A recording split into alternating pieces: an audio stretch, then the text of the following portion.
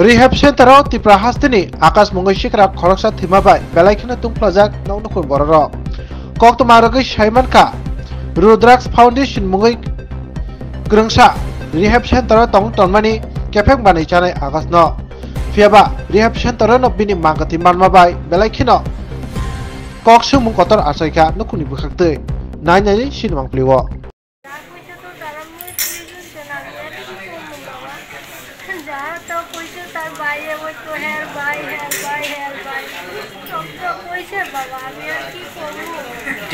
যে মারা গেছে উনি কি আপনার ছেলে তো না? আমার ছেলে বড় ছেলে না ছোট ছেলে কিসের জন্য ওকে অ্যাডমিট করেছিলেন ওখানে সেন্টারে? ওই একটু পূজাপালি করতো, পূজাপালি করতো সন্ন্যাসীরা লোক একটু গাঁজা খায় নেশার ভিতরে একটু গাঁজা খাওয়ার পরে মানে হঠাৎ করে একদিন আমাকে বলতে মা আমি কাজ আমি কাজ যাইবি কমা আজকে আইতাম না কাজ যাইবি আইতি না আমি বান্ধবীর বন্ধুর বাড়ি থাকো হ্যাঁ তাই তো ঠিক আছে আমি তো এরকম থাকি হ্যাঁ থাকে আটটা যায় আবার পরের দিনে এসে আয়া পড়ে আমি মনে করি এরকম গিয়েছিরা কাজে টাজে না গিয়েছিরা ফুলাফান মানুষ তো আমি তো বুঝতে পারছি না আমার যা বাড়িতে কয়ে গেছে আমি তাই তো শুনছি আমি তো ছেলের লোকে গেছি না বটতলা আসছিল 4-5 দিন থাকার পরে সেন্টারের বিরুদ্ধে আপনাদের মূলত অভিযোগটা কি? সেন্টারের বিরুদ্ধে আমি চাই এটা প্রতিবাদ করতে চাই আমি সব শেষ করে লেছি স্যার আমার বাড়িঘর না আমি সব বাড়িঘর বিক্রি করে লেছি মানুষের কাছ থেকে বিক্রি টাকা বেঁচে দিচ্ছি স্যার আমার ছেলে আমি দেওয়ার সময় বারবার করছি ভাই অন্য কোনো নেতা না তার একটু মাথার ভিতরে প্রবলেম একটু হইসই করবো তোমরা পেলাম মাইক দিয়ে করো না ভাই আমি তো তারা পিঠের ভিতরে হাত টাত বুলাই আমি সুন্দর করে বুঝাই করছি আমি ভাই হ্যাঁ কোনো দোষ নাই হ্যাঁ রে তুই মাথার ভিতরে ডিবেট করে আছে ভাই কি থেকে আমি তো আর কইতে পারতেছি না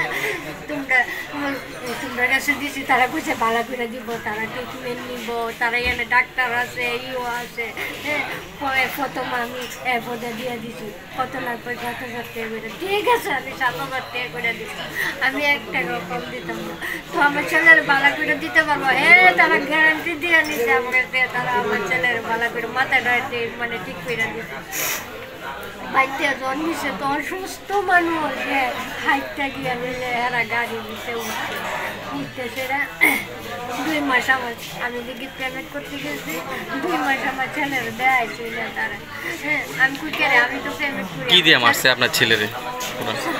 আমি কেমন করবো এটা তো আর আমি বলতে কি আমার সরকারের কাছে কি দাবি রাখবেন? কি দাবি মানুষ তো গেছে মানুষ তো আর যে মনে না হয় তো দাবি রাখবে এরকম আর কোনো মার বুক যাতে কালি না করে আমার বুক কালি করছে তাই আর যেমন কোনো মার বুক এইভাবে পিঠটা মুড়াইয়া তত্ত্বে বানাইয়া যাতে তারা কাইরা না নে তারা বুদ্ধি আমার কাছ থেকে টাকা পয়সা দিয়ে খাইছে চান আমার কাছ থেকে আমি গরিব মানুষ জোরে ভাই একটু আমার ভাইকে সেন্টারে দিয়েছিলাম ভালো লাগে আমার ভাই পাগলামি করতো ঠিক আছে একটু পূজা টুজা করতো মহাদেবের পূজা টুজা করতো মহাদেবের পূজা টুজা করার পরে একটু গাঁজা টাজা খাইতো অ্যালকোহল খাইতো খাওয়ার পরে আমরা একটু পাগলামি করতো দিঘা বাড়িতে আমরা ওগুলো দিয়েছিলাম ভালো একটা চিকিৎসা লাগে ঠিক আছে চিকিৎসা দেওয়ার পরে আমরা 6 মাসের জন্য দিয়েছি 6 মাস এখনো হয় নাই 4 মাস হয়ে গেছে 4 মাসের ভিতরে পুরো পেমেন্ট ক্লিয়ার ঠিক আছে একটা কম দিয়েছি না দেওয়ার পরে আমার 2 মাস ধরে আমার ভাইয়ের অবস্থা পুরো মাইক জোর করছে পুরোভাবে অত্যাচার করছে ঠিক আছে ট্রিটমেন্ট দিচ্ছে না ভালোভাবে একটা মেডিসিনও দিচ্ছে না দেওয়ার পরে আমার ভাইয়ের পুরো শরীর পুরো ফুলাই লাগছে জল টল নিয়ে আমার ভাইয়ের মেয়েরা পুরো হাতটা ভেঙে লাগছে পা পুরো রক্ত লাগছে তারপরে হঠাৎ করে আজকে 5 দিন আগে রক্তবমি করছে রক্তবমি করার পরে হেরা জিবি নিয়ে আসে নিয়ে এসে আমরা বাড়িতে ফোন করছে ফোন করার পরে বলছে তোমরা তাদের জিগাইও তোমরা ছেলে ভর্তি করা নিয়েছে আমরা আইসি কে কইছে এই কথাটা? ওইটা সেন্টারের লোকে কোন সেন্টার এটা? রুদ্রাক ফাউন্ডেশন কোন জায়গাতে এটা? ক্লাবের সামনে। আচ্ছা তারপরে? হ্যাঁ তারপরে আমরা এলাম আয়া দেখলাম এরকম অবস্থা আমরা এরকম অবস্থা দিকে আমরা আতঙ্ক হয়ে গেছি আমার ভাই এরকম কেমনে হইব এরকম অবস্থায় তো আমি দিছিলাম না ও আমার বাচ্চা নিয়েছে নাচতে নিয়েছিল দৌড়ে গেছে আমরা মানতে চাইতেছি না এই জিনিসটাকে মাইনা নিতে পারতেছি না। এখন আপনার কি পুলিশ কেস করবে? হ্যাঁ আমরা এখন এটা কেস করবো আমরা সেন্টারের নামে এটা কেস করবো মালিকরা কেস কেসে হতে হবে, মালিক ইয়ে করতে হবে, মালিক আসতে হবে। মালিক ব্যাগে রয়েছে কেন? মালিক আমরা ফোন ধরছে না এখনো, এরা এখনো কেউ আসে নাই দেখতে হবে পেশেন্টে। টাকা তো 1 টাকা কম দিয়েছি না আমরা, আপনার টাকা দিয়েছি। ভাইয়ের নাম কি আপনার? আকাশ দেয়। বয়স কত? বয়স 19 বছর। যে সেন্টারের লোক মেরেছে ওনার নাম কি? পল্লব রয়। অনেকজন মেরেছে, উঠতে পারছে না, মালিকের নাম পল্লব রয়। স্টাফে অনেকগুলা লোক থাকে, স্টাফ আছে, এরা উঠতে পড়তে মারছে, মারধর করছে, কুত্তার বেল দিয়ে মেরেছে, কার্ডের ফাইল দিয়ে মেরেছে। সরকারের কাছে কি দাবি থাকবে আপনার? সরকারের দাবি থাকবে এটাও, আমার বাইরে যেরকম ভাবে ট্রিটমেন্ট, কিন্তু একটা জায়গার ভিতরে একটা এত খারাপ না, সবাই মানসিক খারাপ, ঠিক আছে? একটা খারাপ মা বাবা তো খারাপ চায় না ছেলেরা, ভালো লাগে ইচ্ছা, ঠিক আছে? ওরা তো ভালো লেগা দিয়েছে, ঠিক আছে? ভালো লেগা দেওয়ার পরে যদি আজকে ভালো করতে চাইছে, যদি এরকম পরিস্থিতি আছে কে করবে এরকম ভালো? তো সবাই রাস্তাঘাটে নেশা করে পড়ে থাকতে পারে, ভালোর দরকার নেই, ভালোর তো দরকার নেই। সব রাস্তাঘাটে নেশা করে পড়ে থাক, এরকম ভাবে দিন কাটে নেব, ভালোর দরকার নেই। এই সেন্টারে মারা গিয়েছে না জিবি আনার পর? মানে ও তারপর তারা এনেছে, জিবি এনেছে, জিবি আনার পর তারা কালকে পরশুদিন তারা আবার বমসই দিয়ে নিয়ে গেছে, ঠিক আছে? কিন্তু শরীর সুস্থ না, ডাক্তার ছুটি দিয়ে চাইতেছে না, ও নিয়ে গেছে, ঠিক আছে? কি দিয়ে মেরেছে সেন্টারে ওকে? কাঠের ফাইল দিয়ে মেরেছে, কুত্তার বেল দিয়ে মেরেছে, হ্যাঁ। রড ছিল একটা, রড দিয়ে 1 ইঞ্চি ফাইট, জলের ফাইট, 1 ইঞ্চি জলের ফাইট দিয়ে মেরেছে। তারপরে ওরা লয়ে গেছে, নিয়ে যাওয়ার পরে আমরা কি করছি, সেন্টারে না দিয়া 4 মাস আগে ওর রিহ্যাব সেন্টার দেওয়া হয়েছিল। রিহ্যাব সেন্টারের নামটা রুদ্রাক্ষ ফাউন্ডেশন খয়ারপুর, ওইখানে দেওয়া হয়েছিল হেয়ার ট্রিটমেন্ট করার লাইগা।